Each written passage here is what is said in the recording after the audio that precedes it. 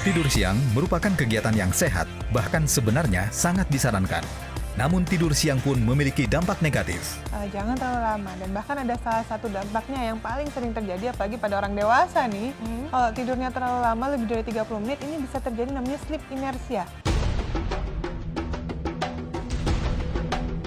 Risiko mata malas pada anak bisa berkurang dengan bermain game.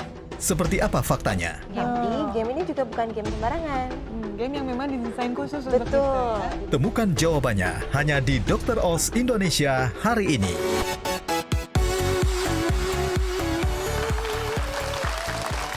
Selamat datang di Dr. Oz Indonesia. Senang sekali saya Dr. Reza Broto Asmoro berjumpa lagi dengan Anda di hari ini untuk memberikan berbagai tips dan informasi kesehatan. Dan hari ini saya sudah ditemani oleh bintang tamu yang cantik, masih muda dan sangat berbakat. Suaranya tuh suara emas gitu. Aduh, Apa kabar Zahra? Baik dong. Alhamdulillah. Apa kabar? Baik. Sehat-sehat ya. Sehat, alhamdulillah. Zahra lagi sibuk apa nih belakangan ini? Lagi mau mempersiapkan album baru aku Wih. ya, dan juga ya lagi sibuk kuliah juga sih. Oh, masih kuliah juga. Lagi ambil jurusan apa? Komunikasi. Komunikasi. Wih, senang sekali ya. Kita tepuk tangan dong buat Zahra dong buat album barunya. Nanti Zahra nyanyi juga ya di Iya, studio ya? betul. Tapi dengan di sela-sela kegiatan yang padat banget nih Zahra nih. Kuliah, nyanyi, datang ke dokter Oz Oh, loh, iya. ya kan? Nah ini masih nggak sih menyempatkan waktu untuk istirahat, tidur siang gitu? Wah, aku mah sering banget tidur siang. Oh, sering? Kalau nggak tidur siang, aku nggak bisa konsen orangnya. Oh gitu. Betul gitu. Tapi pernah pengalaman nggak sih kalau tidur siang tuh rasanya bangun-bangun malah jadi kayak bingung, capek iya. gitu? Pernah? Pusing-pusing, bingung Pusing. gitu ya. Terus kayak ini wah udah sore gitu. Nah, kadang-kadang. makanya. Nah, saya mau nanya juga nih sama penonton yang ada di studio nih. Sebenarnya kalau misalnya lagi tidur siang, itu sebenarnya wajib apa enggak? Ada nggak nih yang masih tidur siang? Masih? Oh, masih. Nah, sebenarnya tidur siang tuh ada juga loh, selain dampak positifnya nih Zara, ada dampak negatifnya. Oh iya. Penasaran nggak apa? Penasaran Yuk kita banget. lihat dulu tayangan yang berikut ini.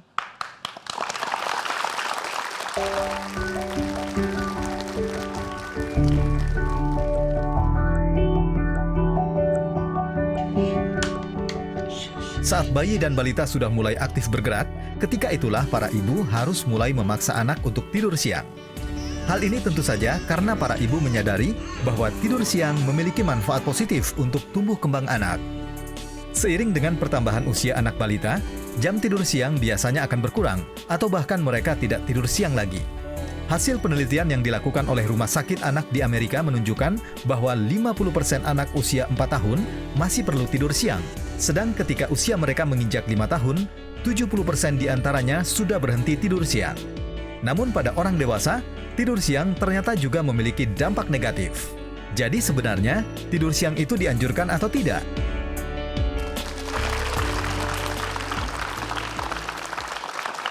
Tuh, seperti tayangan tadi yang sudah kita saksikan sama-sama ya, ternyata memang tidur siang tuh ada dampak negatifnya juga. Oh, iya. Karena pada tidur siang itu merupakan salah satu bagian di mana anak itu sedang tumbuh kembangnya optimal.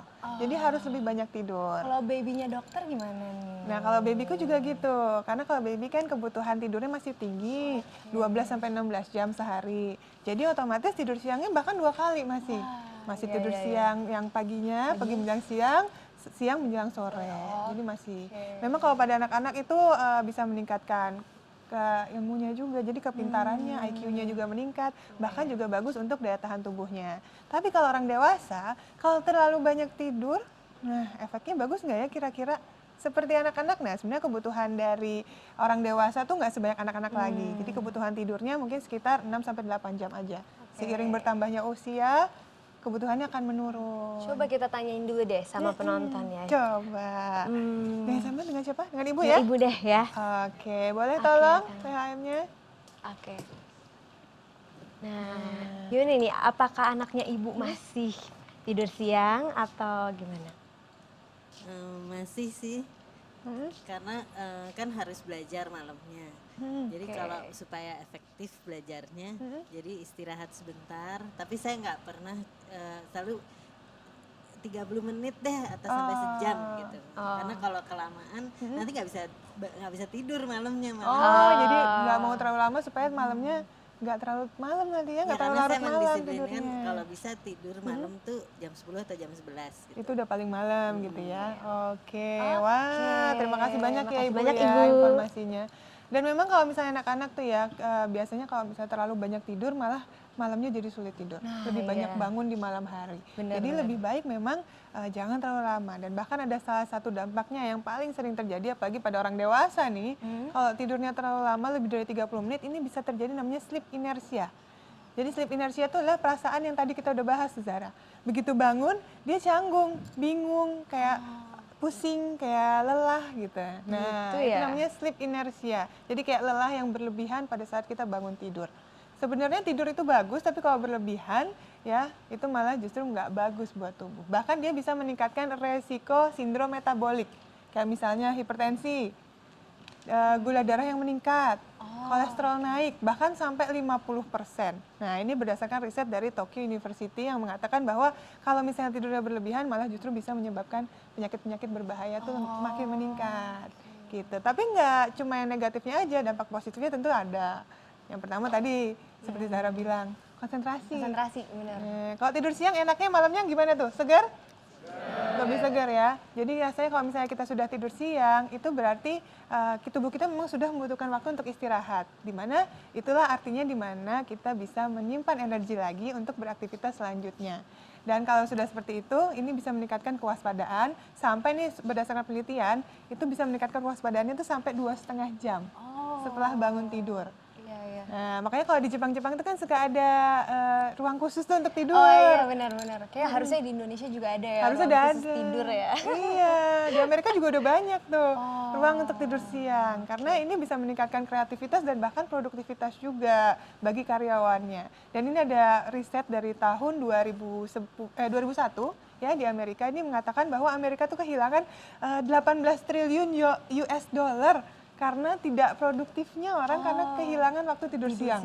Wow, itu gede banget kan Zahra. Sayang, makanya kalau misalnya kita ingin produktif, sebenarnya disempet-sempetin juga tuh untuk tidur siang itu nggak apa-apa. Oh iya dok, waktu itu aku dengar katanya kalau tidur siang tuh bikin katanya ingatannya makin kuat gitu. Emang benar nggak sih dok? Benar, karena tidur siang bisa mempertajam daya ingat. Ketika kita tidur siang ya, otak kita kan sedang beristirahat tuh. Nah, itu mengembalikan frekuensi otak kita ke dalam frekuensi yang normal. Jadi kalau misalnya kita sudah terlalu stres, terbebani oleh pekerjaan keseharian, itu malah bisa menyebabkan akhirnya tidur kita jadi kurang berkualitas, susah masuk ke deep sleep-nya. Jadi kalau misalnya kita bagi waktu dengan tidur siang, jadi lebih mudah. Akibatnya kalau misalnya kita mau belajar, tidur dulu tuh, udah ngantuk banget, biasanya mau ujian nih. Iya, benar banget. Tidur dulu sebentar, habis itu lanjut lagi. Bahkan kalau misalnya kita menghafal ya, setelah tidur nyenyak, kemudian menghafal, pasti sebelum tidur panjang ya kita akan lebih hafal materi tersebut dibandingkan kalau kita memaksakan diri ya, kemudian belajar dalam keadaan yang mengantuk. Iya. Kemudian juga yang namanya tidur siang itu bisa meningkatkan relaksasi di tubuh kita. Ada yang stres di sini? Nah, ini ada penelitian juga yang mengatakan bahwa kalau misalnya kita lagi stres, kemudian cenderung ke frustasi, itu kalau misalnya kita tidur siang itu malah bisa meredakan hormon-hormon stres dalam tubuh kita, hormon kortisol yang menurun, jadi tubuh kita rileks lagi, hilang stresnya. Makanya kalau lagi sedih kadang-kadang orang bawaannya bete tidur. Iya kan? Iya bener. Itu. Nah, kalau tips-tips nih dok, yang untuk tidur siang, apa sih tips-tipsnya nih? Nah, tipsnya tuh tidur siang yang pasti jangan lebih dari 30 menit. Ya, waktu yang berkualitas untuk tidur hanya 30 menit. Jadi pasang alarm. Jadi jangan terlalu berlebihan tidurnya. Tapi kalau kita memaksakan untuk tidur siang, ya, kalau misalnya kita sudah memejamkan mata nih 15 menit, tapi terus nggak tidur-tidur. Ada yang pernah begitu? Saya. Ya nggak usah tidur. Berarti itu artinya tubuh Anda nggak siap untuk tidur siang. Jadi kalau sudah 15 menit dipejamkan matanya nggak tidur, bangun aja. Aktivitas aja. Gitu. Kemudian lebih baik tidur itu pada pukul 1 sampai 3 sore.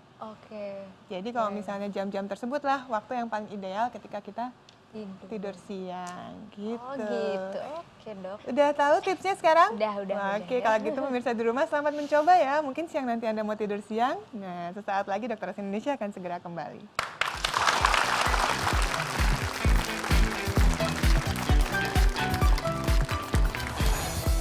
Benarkah mata juling pada anak disebabkan oleh kondisi mata malas?